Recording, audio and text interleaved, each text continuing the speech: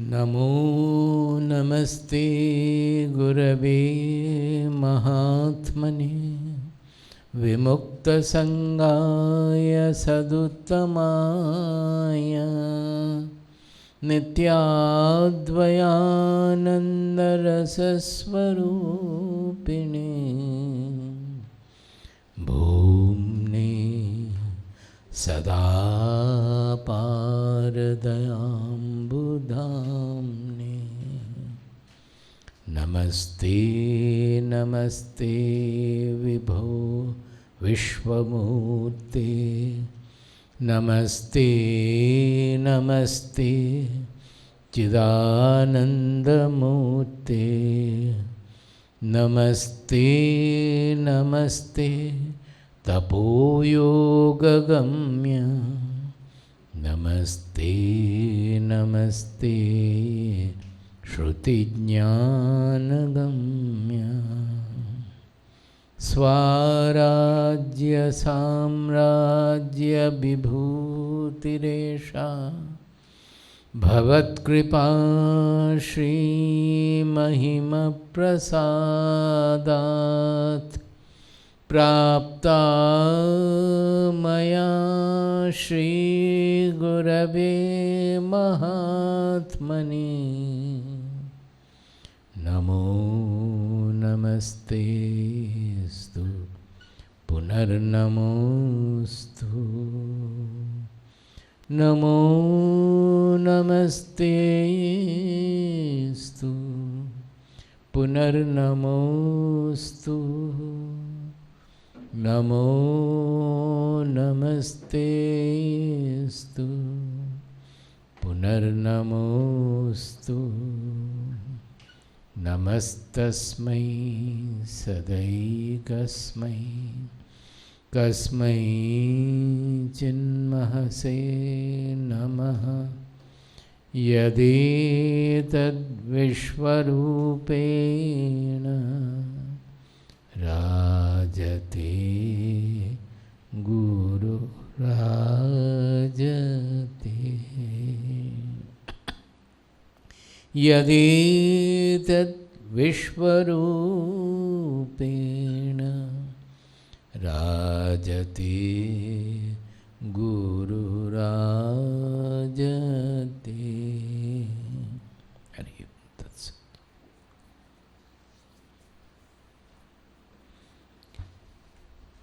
So, about the Gunatraya I had told, but some of the shlokas I thought that we will do, since there is time also. See, this three-guna model, it is a model, but it is a very complete and very effective model. That is the whole creation expressed in terms of three fundamental characteristics or modes, better to say modes.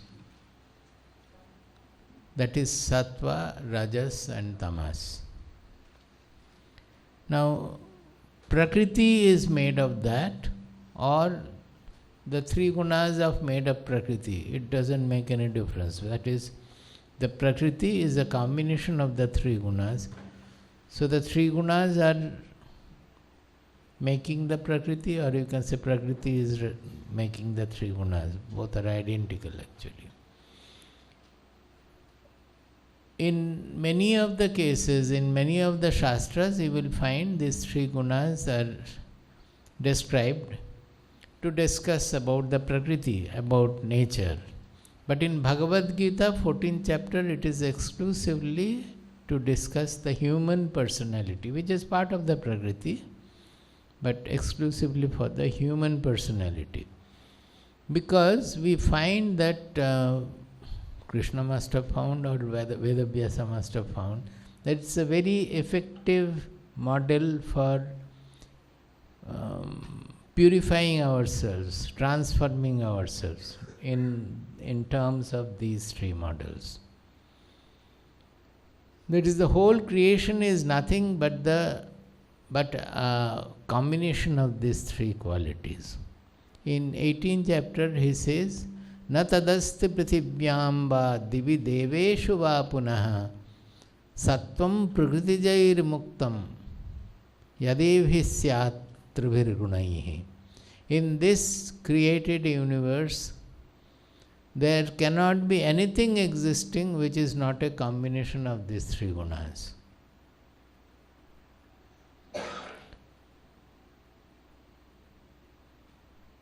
Where this Sattva guna represents knowledge, light, revelation. Sattva guna represents knowledge, light, revelation. Sattva guna represents light, knowledge, consciousness, also the expression of consciousness. Rajo guna represents activity. The whole activity in nature is a consequence of the Rajo guna. And Tamo guna represents inertia. You can find how one is working against the other. Suppose Tamo guna is the inertial quality. That inertia means resistance to motion, resistance to change, resistance to activity. So Tamo guna and Rajo guna are opposite to each other working. And Rajo guna is activity, but it is basically a desire motivated activity. So it is depending on Trishna and sanga, that is thirst and clinging to something. So it looks at the world as fragmented, and because of that it is motivated by desire. That is represented by the Rajo guna. Whereas Sattva guna, it is knowledge, so it reveals everything. Now, 14th chapter will tell us that how each guna creates bondage for us. And our sadhana will be to get rid of the bondage created by each guna. Then we will be liberated. So Gunatita is the concept, just like in the second chapter, we have the concept of Sthita Prajna. Sthita Prajna Darshana it is called. Because after Krishna has presented the truth of the soul, Sankhya Yoga, Arjuna had put a very pertinent question that Krishna, you have presented the truth extremely well, it is true. I would like to know that when a person realizes this truth, how does he behave? What happens to him? This is very pertinent because the truth is abstract. What a seeker is interested in should be, if he becomes a knower, what will be his behavior? And as long as he is not knower, he would try to inculcate the behavior of the knower so that he also proceeds towards knowledge. So it comes as the sthita prajnasya ka bhasha samadhisthasya keshava sthitadhi kim prabhasheta kim asita brajeta kim. It's in the second chapter. After that, the whole section is called Sthita Prajna Darshana, the philosophy of Sthita Prajna. He says, Sthita Prajnasya ka bhasha. Bhasha means definition. How do you define a samadhisthasya sthita prajnasya ka bhasha? How do you define a person who is seated in samadhi? Because he will not know, he is not interacting. It is a non-interacting state. So whether he is inside sleeping or thinking of stealing something, how will you know? What is going on in the mind, nobody would know. So he is wanting to understand that how do you define a sthita prajna state? That is the first line. Sthita prajnasya ka bhasha samadhisthasya keshava. O Keshava, samadhisthasya sthita prajnasya ka bhasha. What is the definition? Second line is sthitadhihi kim prabhasheta kim asita brajeta kim.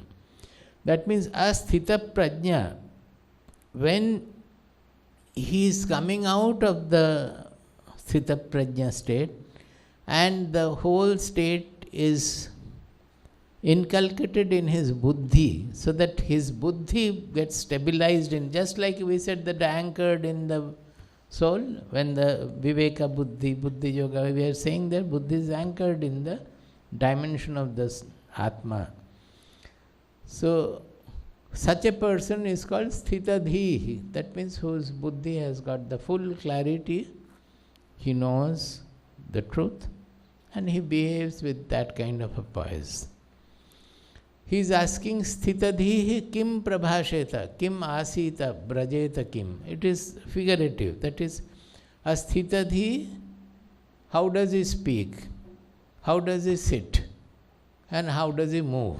Actually what he means is how is his interactional state. See, there itself he is distinguishing, one is a non-interactional state, another is the interactional state.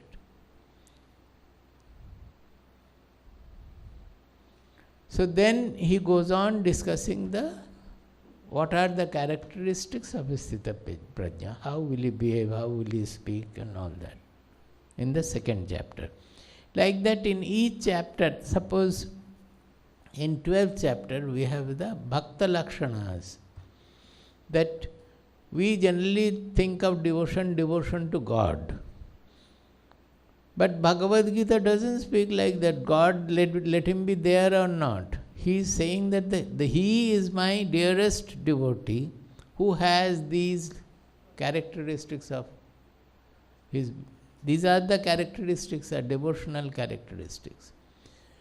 So although we are positing God to develop those characteristics, finally what matters are the characteristics of our own personality. So Bhagavad Gita is very direct in inverting the whole thing, that there is nothing outside. The whole sadhana is to change, is to transform our own personality. Whether it is the establishment in the truth, like a sthita prajna, all are characteristics of that person. So if those characteristics are there in you, you are sthita prajna. Similarly, if you claim to be a devotee, I go to the temple every day and I do puja for 15 hours a day.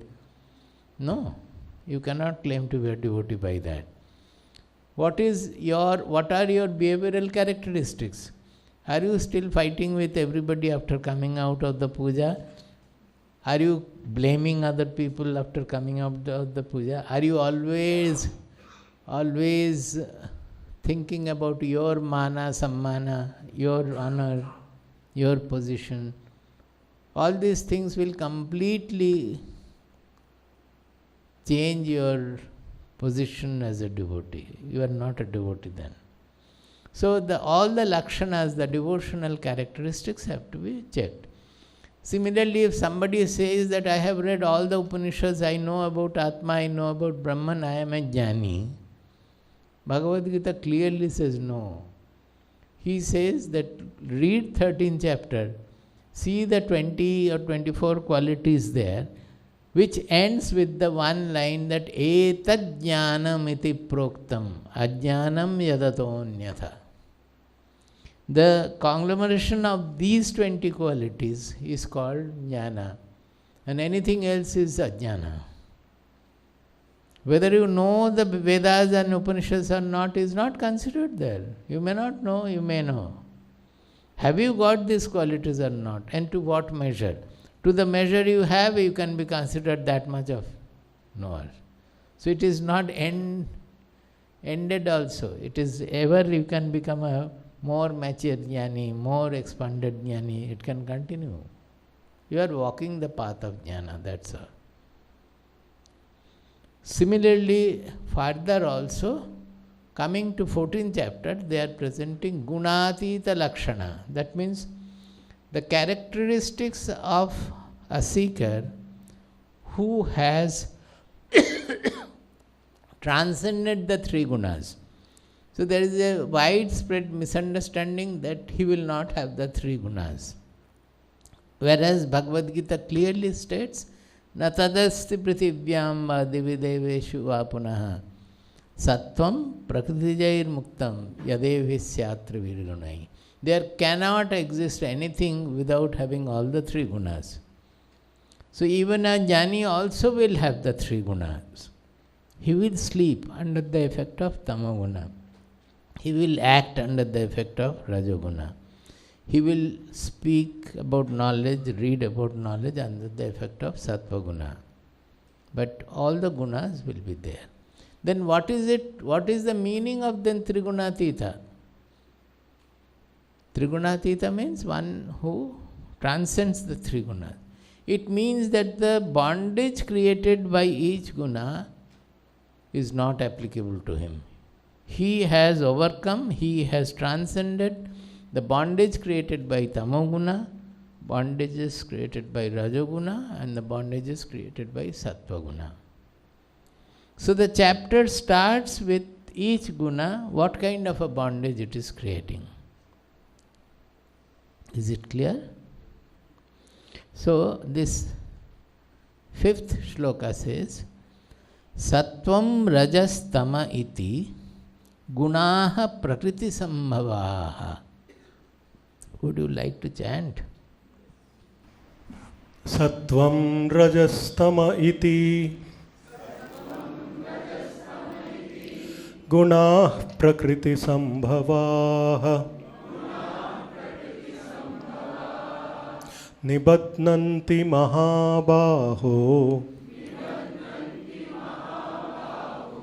dehe dehinam avyayam. So here he says Sattvam, Raja, Tamaha, three gunas. These gunas are Prakriti Sambhavaha, which means who has created the Prakriti or are created by the Prakriti. Both are meaning the same. O Mahabaho, O Arjuna, these gunas Avyayam Dehinam Dehe Nivadnanti. Avyayam Dehinam Dehe Nivadnanti. What is the meaning of Avyayam? Changeless. Is there anything changeless in the created universe? Everything is based on change because the universe creation means change. There is nothing changeless. The only changeless is the I, the consciousness which reveals the universe, on which the universe is projected. So the Dehi which resides in our Deha, that is our consciousness, which we feel within the Deha, actually it is Avyaya. The Deha, our Sharir is undergoing constant changes. Our mind is undergoing constant changes. Our Buddhi is undergoing, emotion is undergoing, everything is changeful. But that I never undergoes any change. So that is actually Avyaya Dehi. It is manifest with the association of the Deha. That is why it is called Dehi. But it has no property of the Deha. Deha has all these changeful properties. Dehi is not having any of the changeful properties. So, such a Dehi, which we are referring to as I, the gunas act in a manner that as if it is bound to the Deha. Nivadnanti, Dehe Nivadnanti. These gunas create the delusion that this unchanging Dehi is bound to the body, that is undergoing all the changes of the body. That is why in Dukkha I think that I am Dukkhi. In Sukha I feel elated that I am Sukhi. When something the body does, we feel that I have done it. When something the body does not do, we feel that I have failed. All this that the gunas are deluding us. Tatra sattvam nirmalatvat prakashakamanayam amayam sukha sangena badnati sukha sangena badnati jnana sangena chanagha. jnana sangena chanagha. He says that Sattva guna is nirmala. Nirmala means, mala means any impurity. In the absolute level, impurity means bheda buddhi, bheda, differential notion. Suppose you are given water. In that water, if you mix something, then it is impurity. Even if you mix milk as a water, it is impure. Or if you milk, you add a water, then as a milk it is impure. That is, whenever there is something else. So the sattva is nirmala. It is not having the fragmented nature, divisional nature like tamoguna, rajoguna. So prakashaka manamayam. It is a pure brilliance which reveals everything. Sattva guna. That is fine, because knowledge is directly the Sattva guna effect. So if Sattva guna is enhanced in our being, you will find that understanding the Shastras also becomes very easy. As if the scriptures will speak to you. You may maximum to understand the language, read the translation to word meaning and all. But the real meaning of the shloka, the actual application oriented meaning, what it is really is, that directly the scripture will speak to you, because the Sattva guna is such that it reveals the truth very easily. And when the Sattva guna increases, Bhagavad Gita says that sarvadvareshu prakasha upajayate. As if all the indriyas, dwara means through which we are perceiving the world, as if all the indriyas are becoming enlightened with some brilliance.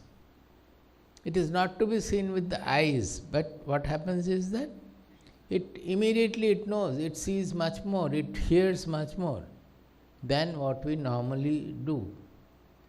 It sees the subtle things, it hears the subtle sound, it smells the certain smell. That is why when, suppose after initiation you are very sincerely practicing sadhana, you will find many experiences come. You get some smell, you get some vision, many things happen. It is because of the Sattva guna enhancement, nothing else.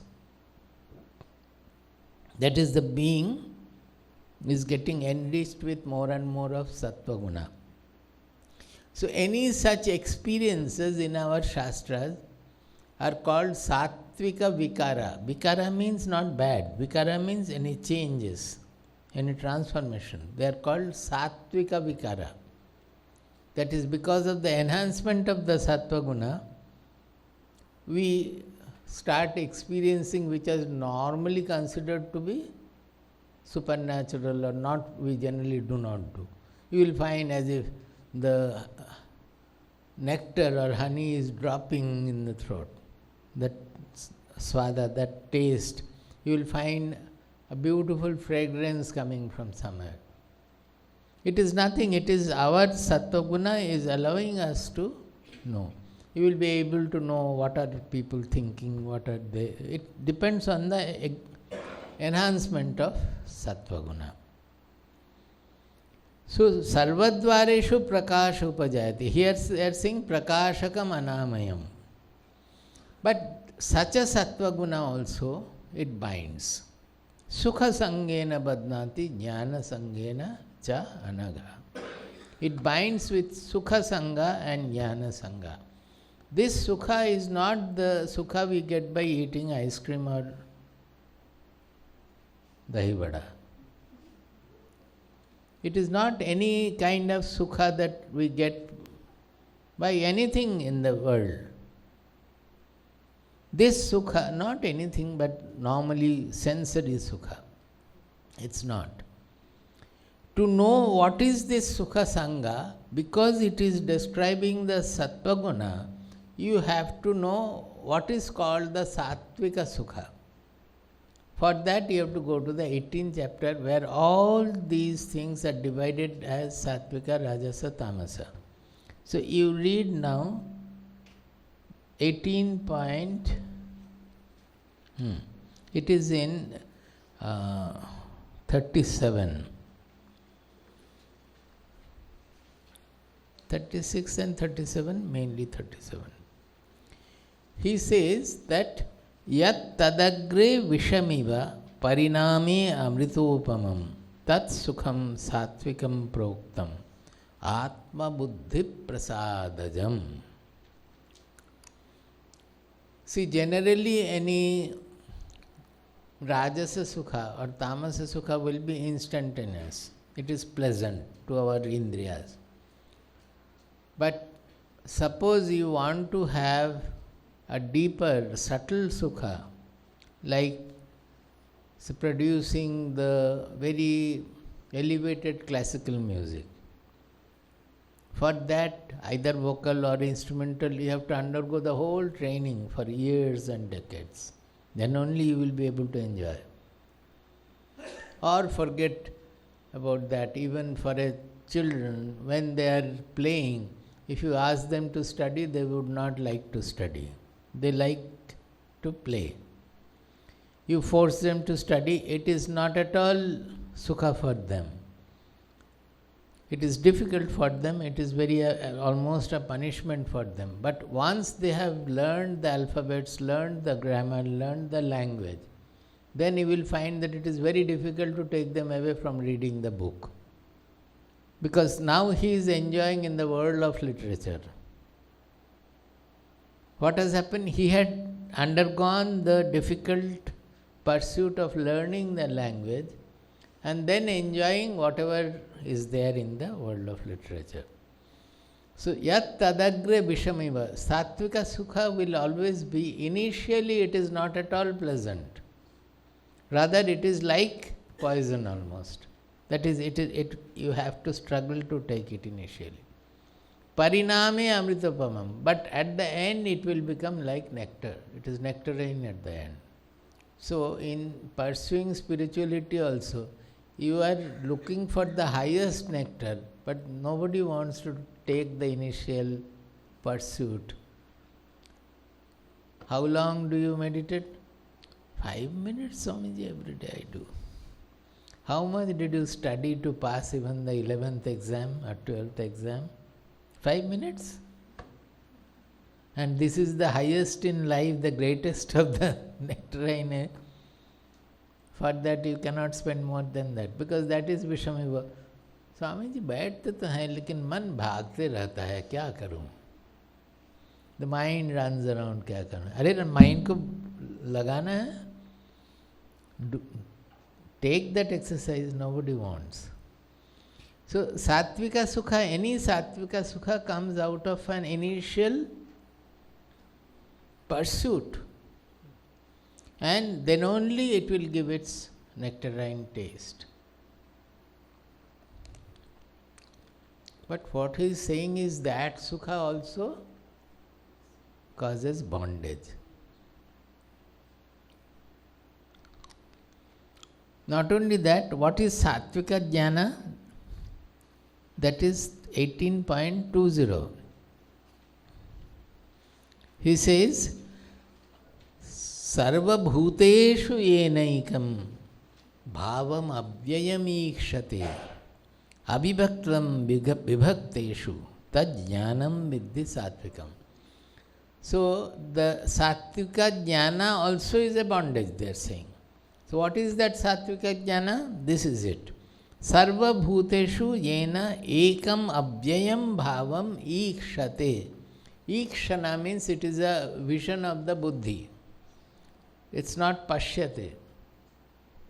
All the spiritual vision is it's the clarity of the buddhi, it's a drishti of the buddhi.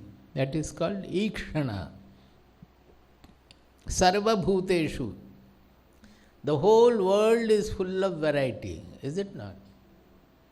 Everything is different, all fragmented, all variety. But in that variegated world, sarva bhuteshu yena ekam avyayam bhavam ikshate. He finds that one unchanging bhava or reality behind this fragmented appearance. That is why Sattva guna is anamayam. It is nirmala, because it is always unifying. It is not fragmenting. He is able to see the unity in diversity. That one bhava in everything. That means the Atma, as you said, that seeing the Atma, that is the height of Sattva finally. Abhibhaktam vibhakteshu.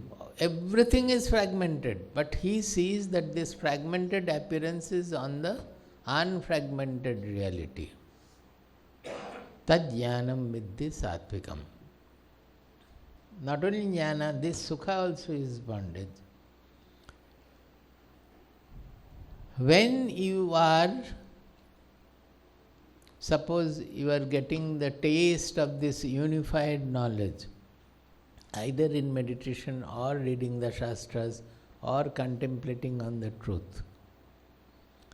If you are asked to repair the geyser in your house, how will you react? No, I am now having the sattvika knowledge and sattvika sukha.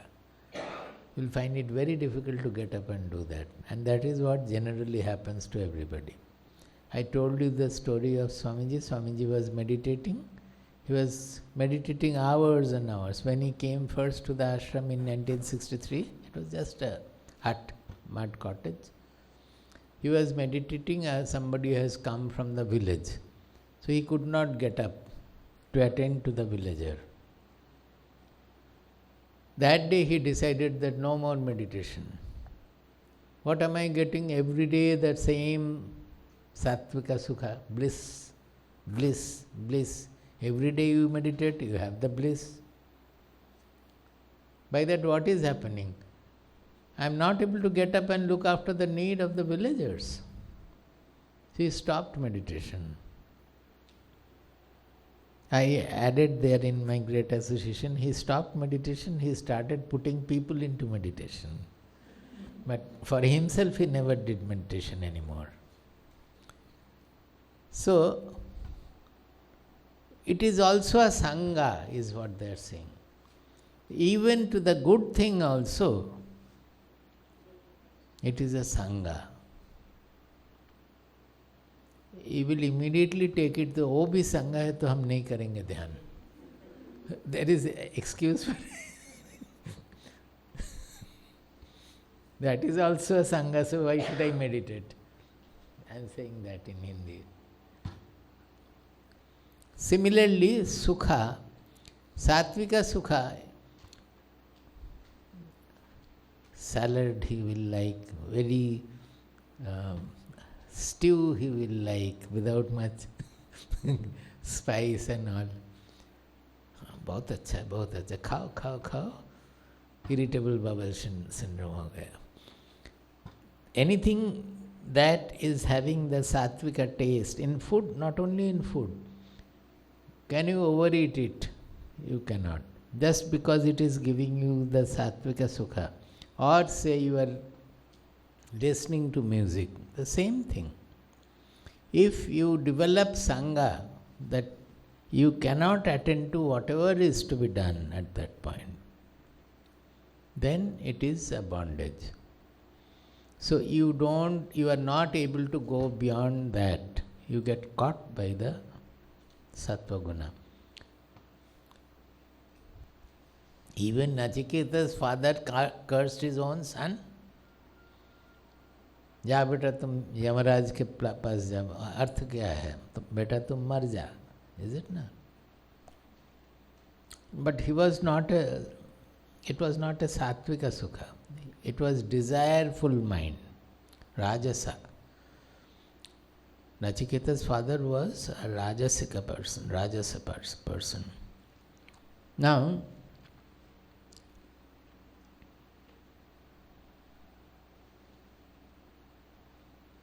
Even reading the Shastras,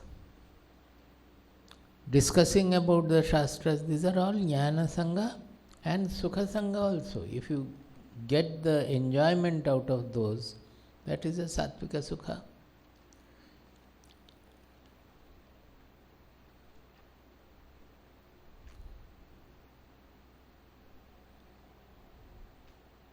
Particularly, you can think of the meditational bliss.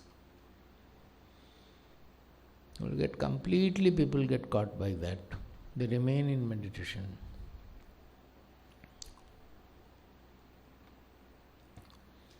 Then they come over to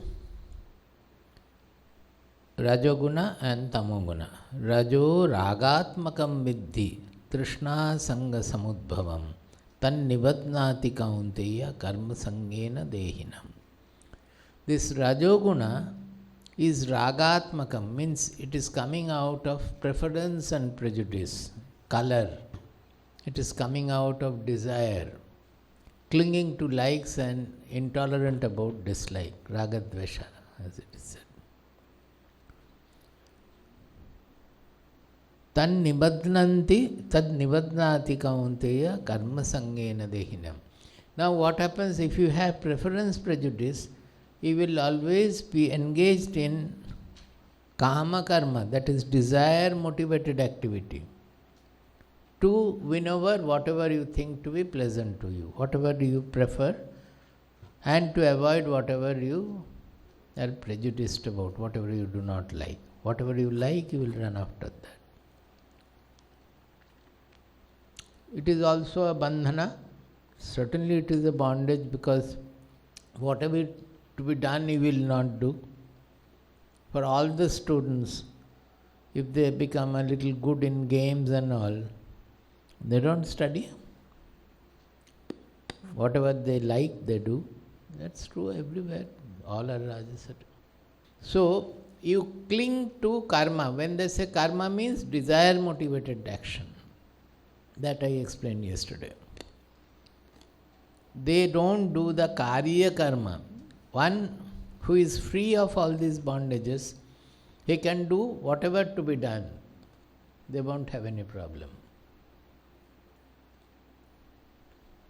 So many examples we were speaking about from our life also, that briefly speaking, when we went to the ashram, I was given to very much to the Shastric studies and writing and all. So we thought that after leaving the worldly life, that is educational life and family life and all, whole day we will be able to read and write and all. But after going there, we hardly ever got any time to read or write. I used to tell Swamiji, if I get even half an hour in the morning just to read the Shastras, it is enough. I can sustain the whole day. But that half an hour also I am not getting.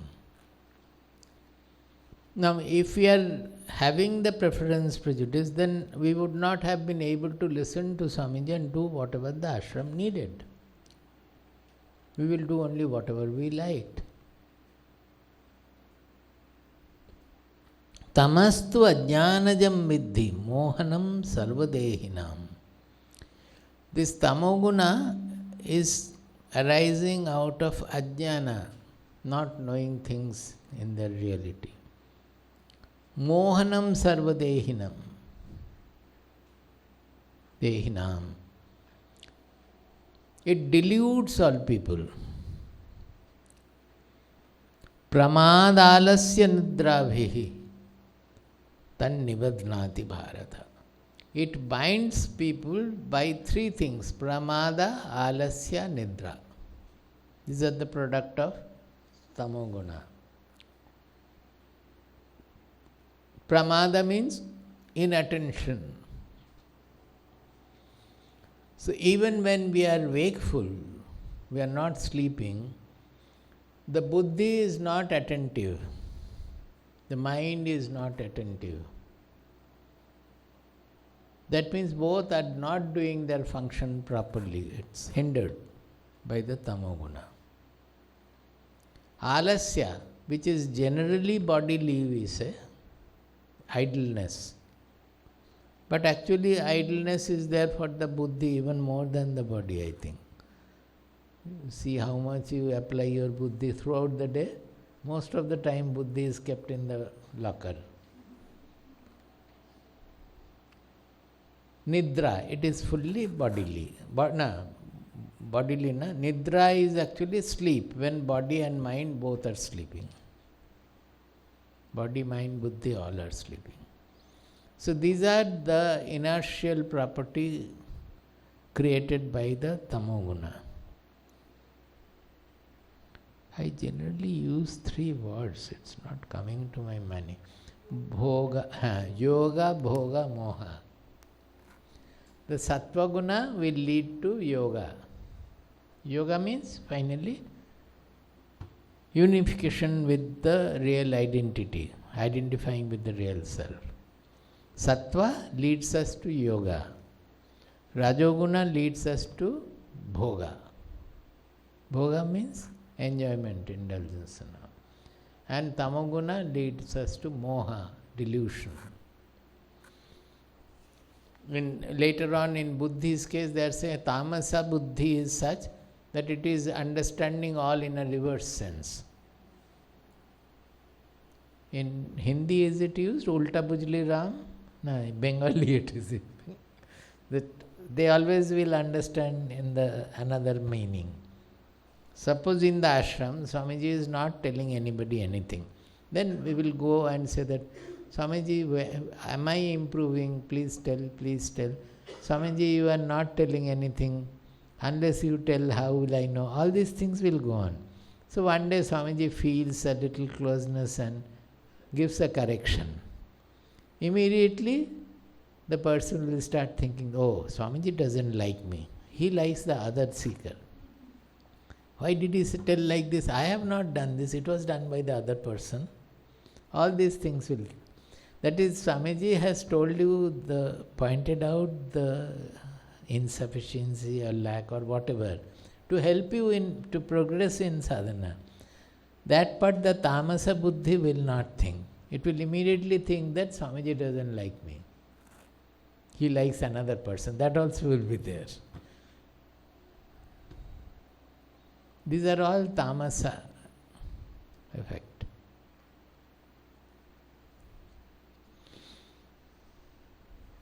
I generally say that even in nature, according to science also, these 3 gunas are the constituent of nature, because there cannot be any creation without activity, energy. Without energy or activity, there cannot be any creation. So the Rajoguna is there, essential. Even if particles, elementary particles, even if the particle's life is, say, 10 to the power minus 15 second or so, but at least it has to exist a certain time. That is the inertia of it. Without inertia, no particle can exist. Nothing can exist. The inertia is an essential property of existence, tamoguna.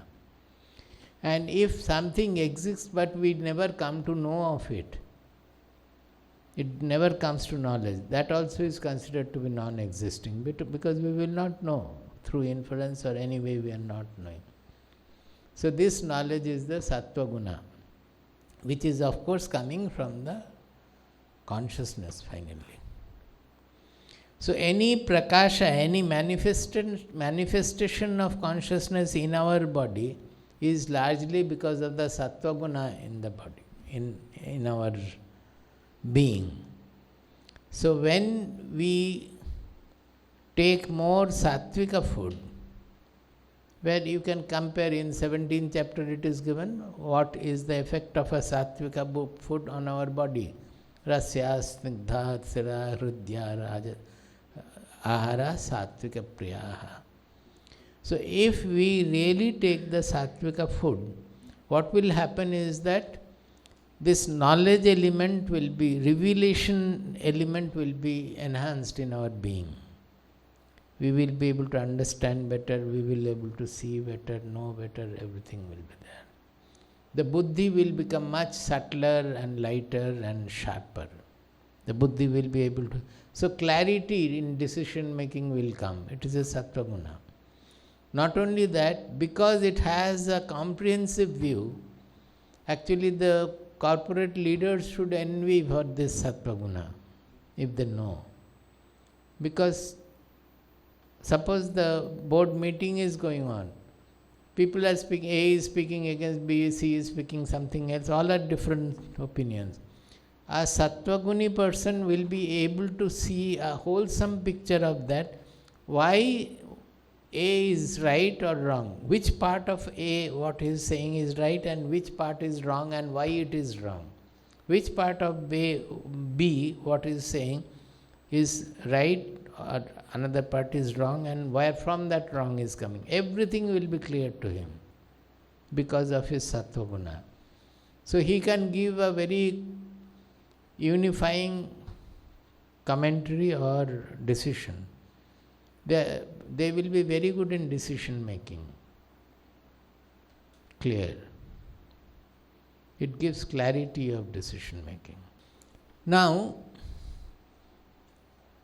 so they have then, after discussing what happens when it increases, what happens when that increases, all these are discussed in the 14th chapter.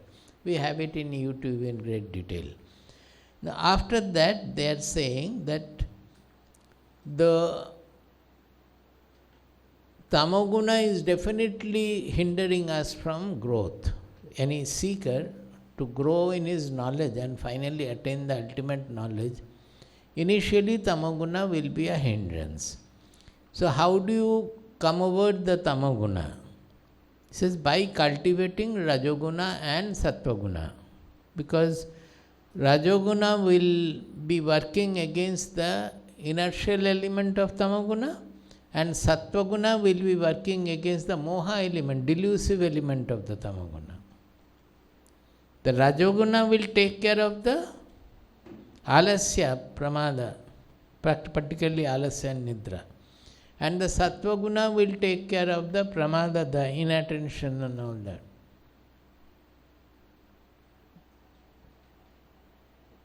So, by cultivating both sattva guna and rajoguna, you can overcome the tamo guna. Now comes the rajoguna. The problem of rajoguna is it will give you sukha as well as dukkha, intense sukha, because it is motivated by intense desire and fragmented vision. That is, a rajoguni person who is extremely rajoguni, you will find he can act like a demon. Like a demon he can act. 10 people's work he will do. But he will be extremely self-oriented. That whatever he wants, he would like to do. And the moment he fails, he will be depressed. If he is successful, then he will be elated. And on his way, nobody can say anything. He will be very, very egoistic, as we say. Generally, our egoistic word applies to them very much. Everybody is egoistic, but for the Rajoguni, it is very egoistic. So, they do not have the bondage of the Tamoguna, but they have a fragmented vision, they have strong desire and strong likes and dislikes, strong sanga. They will do everything for the person they fall in love or like, everything they will do. But if there is a difference, then they can do the opposite also. So be careful about such person.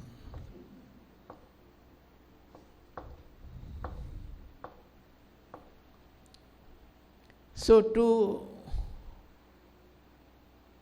win over the Rajoguna, you have to cultivate more and more of Sattva Guna. What will Sattva Guna do? That fragmented vision of the Rajoguna will be evenized by the wholesome vision of that. So he will feel that, oh, although he is saying this, there is some truth in his statement.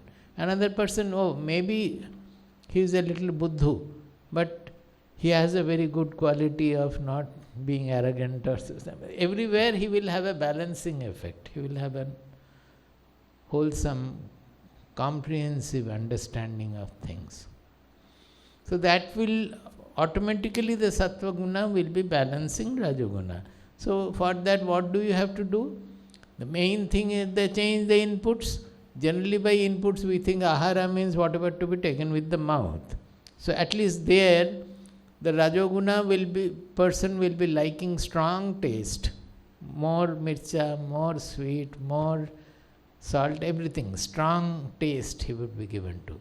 Moderate all that, उनका जो अगर घर में कोई ऐसा है तो उनका, if anybody like that is there at home, make him take bland food. He will not like, but the guna will undergo a change. Similarly, they would put on very bright colored dress and all, and many of you are doing. So that will enhance their Rajoguna all the more. Whatever you are interacting with, suppose in this room you apply all bright colors everywhere, the mind will become fragmented. By all that, mind will become Rajoguna oriented.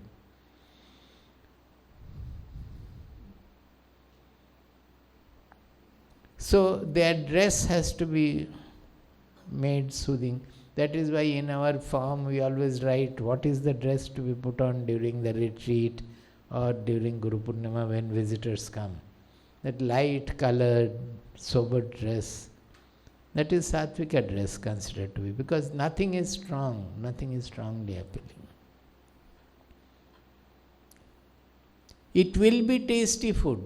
People do not know. By adding more and more masala, adding more and more spices, the vegetable taste is no more there. You are getting the taste of the spices. You are killing the food actually. So if you cook with less spice in the proper manner, not overcooked, not overboiled, not underboiled, right kind of cooking, you will find that it is very tasty.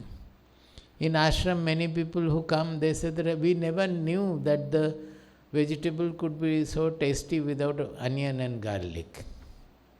Because they are used to so much of, and that gives a strong smell also. So the natural, subtle smell of the seasoning and all, they will not get. Seasoning they will do, but they will get the smell of the garlic only from there. So everything becomes blunt. The subtle senses become blunt. Loud music, whenever you see that, in Bengal particularly, in this Rajya now, present Rajya, everywhere the blaring microphone with loud music and songs. These are all Rajoguna. Actually, that is why Vivekananda had said that he never advocated meditation for the young people. He said the whole country is sleeping. They are under the spell of Tamo guna. So the country has to become Rajasic first. Then we will apply the Sattva guna. Meditation is also another way of enhancing Sattva guna. So he said that our children should play football to enhance their Rajoguna, so that the Tamoguna goes. Once the Rajoguna is enhanced, then we will make them meditate, read Shastras, and all these things can be done to enhance Sattva guna. Why Shastras? Because Shastras are speaking about an Atma which is the unity in diversity, which is one and everywhere that oneness. So that is exactly what Sattva guna is. So if you read about that, your Sattva guna will be enhanced. If you read about the violence and what do you call them? Horror book and violence and all, it is everywhere, it is fragmented. So your mind will become more and more Rajoguna oriented. So ahara, although we are saying it is the food primarily with the mouth, but real ahara is all inputs. And the most important ahara is whatever we are taking to the mind. That is what we are seeing in the internet, what we are listening from the radio, what we are interacting with, what we are reading in the books. Whatever, if we read Sattva Guna items, if we see Sattvika film, if we see Sattvika projections, whatever, then the Sattva Guna will very quickly improve in our mind and intelligence. For the body, we need the Sattvika food ahara fully. But for the mind and intelligence, directly we will give food to the mind and intelligence. Why depend on the body ahara? Although it will have its effect. But the direct food to the mind and intelligence is the food to the mind is the thoughts, noble thoughts, good Sattvika thoughts, and to the intelligence is Sattvika analysis, what we do in the Shastras about Atma and all. So all inputs are aharas. Ahara means whatever we are taking in. They all have to be changed into Sattvik.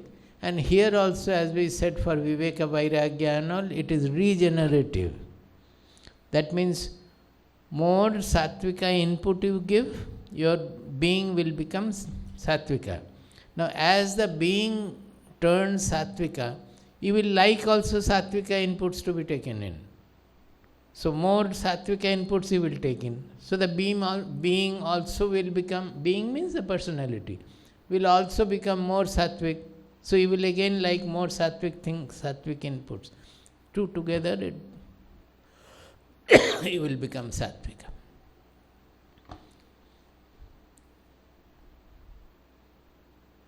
Then what about the Sattvika bondage? How will become Gunatita? Here Bhagavad Gita says, 14th chapter 26.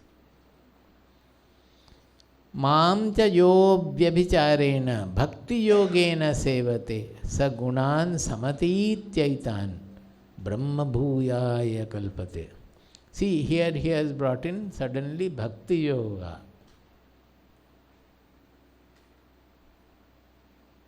Abhyabhicharena bhakti yogena. Abhyabhicharini bhakti. Vyabhicharini means which is swerving, swinging, adulterated.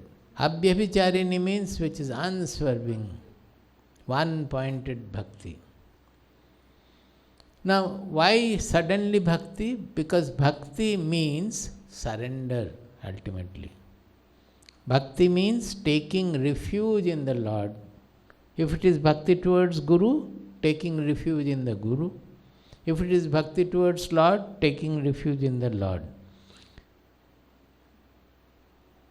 If you surrender to the Lord,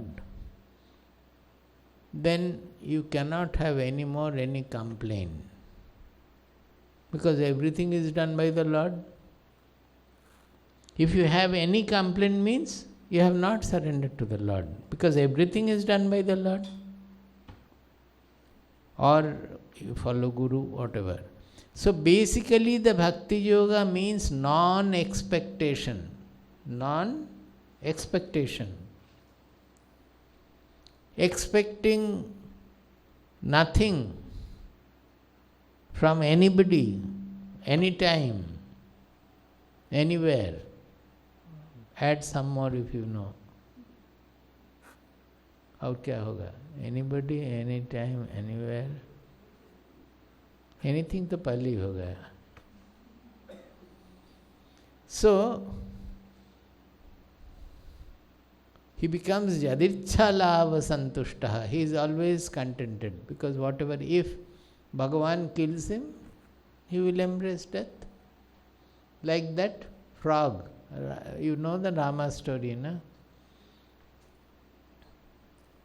Rama, Lakshmana and Sita was there or not, I don't know. Perhaps Hanuman was there. Rama and Lakshmana were there at least. So Rama kept his bow like this. Suddenly Lakshmana said that, Prabhu, what are you doing? There is a frog which is about to die by the hit of your bow. The corner of your bow, you have put it on the frog. It is about to die. So Rama looked at it and then said, took away the bow, but said that, what is this? You should tell. You have not done a single, that frog should do kanka kanka, some toad voice. You did not produce any sound, how will I know that you are there? So the frog said that, Mahaprabhu, when the snake comes to eat me, I say, oh Ram, Mahaprabhu, you save me. I call Ram to save me whenever any danger is there, when the snake comes to eat me up. When Mahaprabhu himself is killing me, how can I say anything?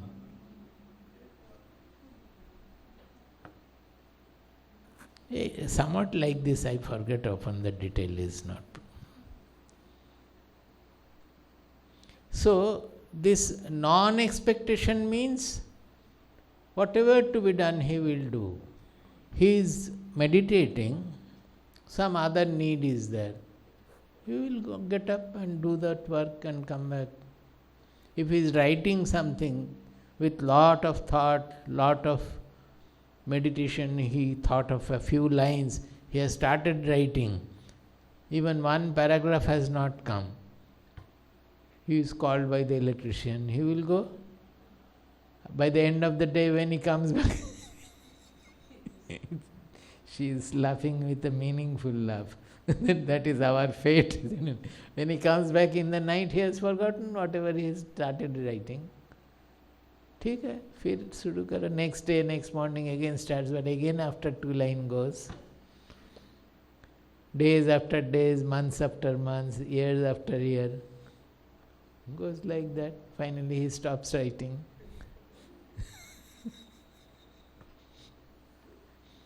ठीक है, जब भगवान चाहेंगे तो लिखेंगे, उसमें क्या है? When God wills, we will write.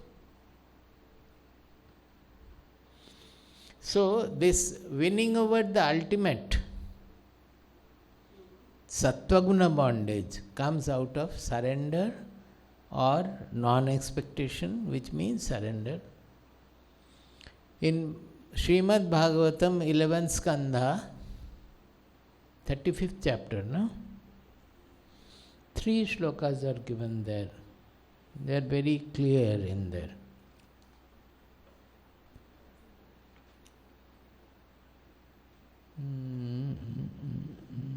11th chapter, 25, 11th skandha, 25th chapter, 35th, 36th, 37th verse.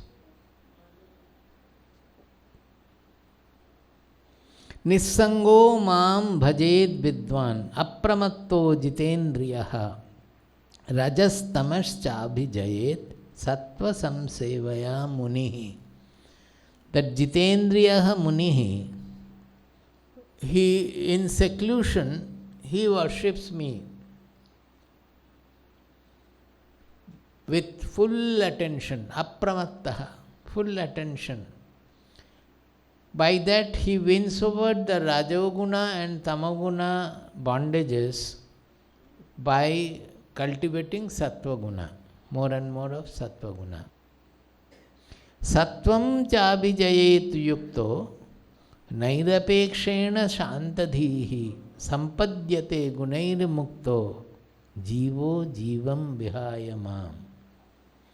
This is a very good verse. He says, after winning over the Rajoguna and Tamoguna, he wins over the bondage of the Sattva guna. How? Sattvam cha abhijayet muktaha.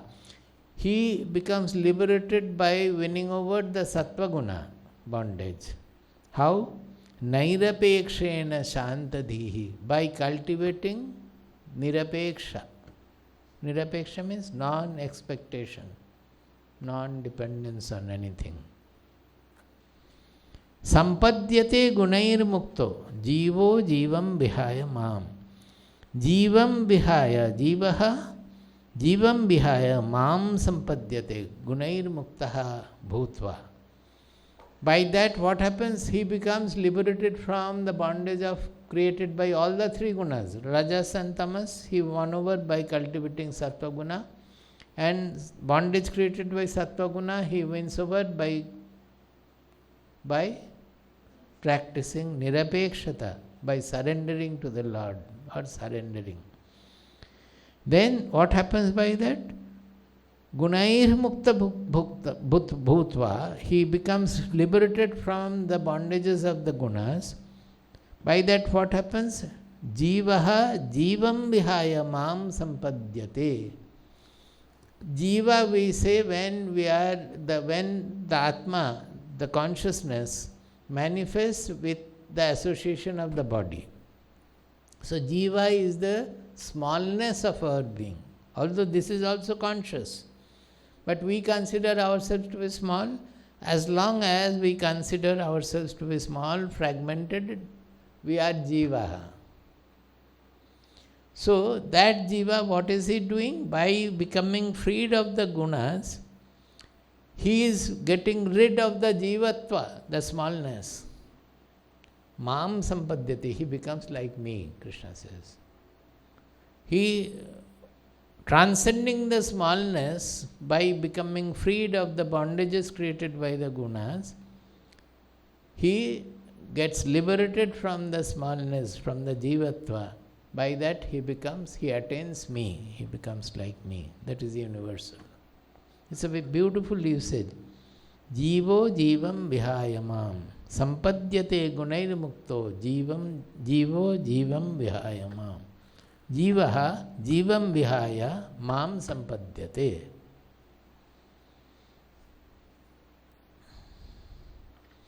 This nirapekshata is so much highlighted in the Shastras, particularly in Srimad Bhagavatam, that it says that nirapeksham munim shantam nirvairam samadarshanam anubrajamyaham nityam puyayetyanghrirenubhi. He says a muni who is nirapeksha, that means who does not expect anything from anywhere, anytime. He is shanta, he is peaceful.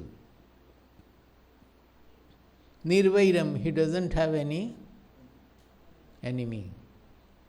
Even if enemies are there, he is freed of the inimical feeling. Samadarshanam, he is having the full samatva.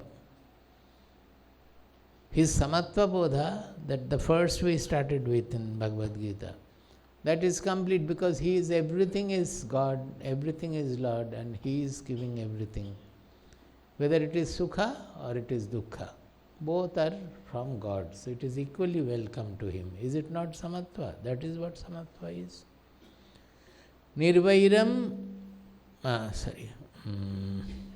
Nirapeksham munim shantam nirvairam samadarshanam anubrajamyaham nityam puyayetyanghrirenubhi.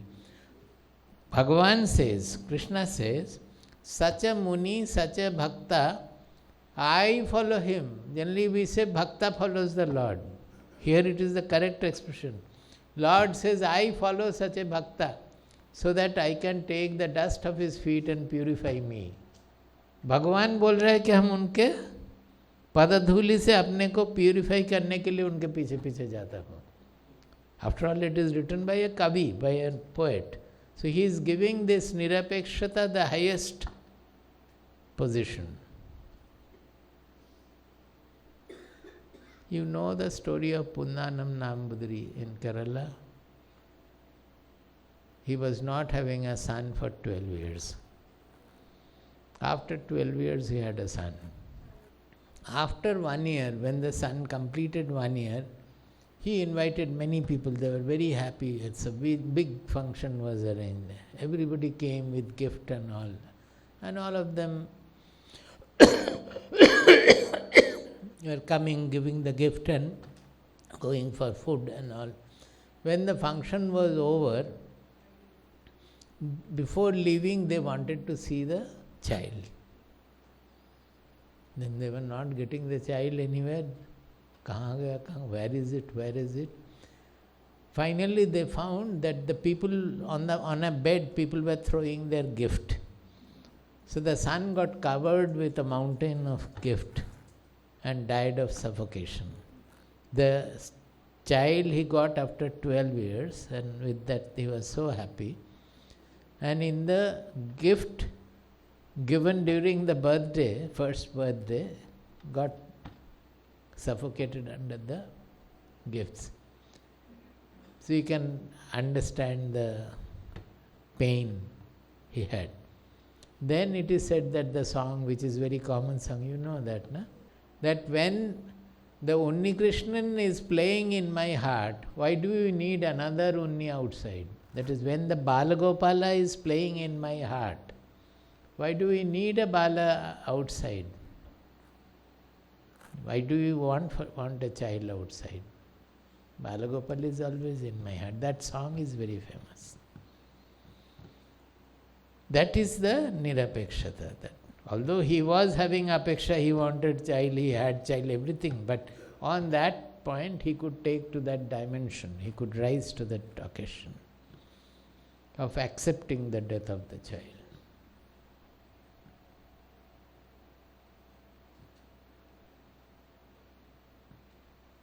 That is what Rabindranath has written about his youngest son dying.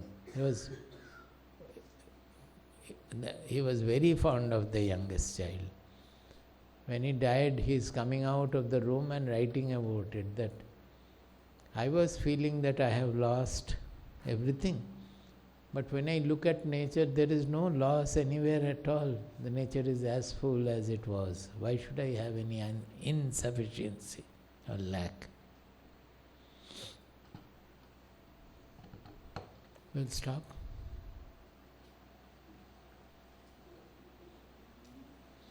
So tomorrow we will do the fifth one, surrender. This is all about the Gunatita. So Gunatita is one who sometimes Sattva Guna will come, sometimes Rajo Guna will come, sometimes Tamo Guna will come. He is not worried about anything. It comes and goes.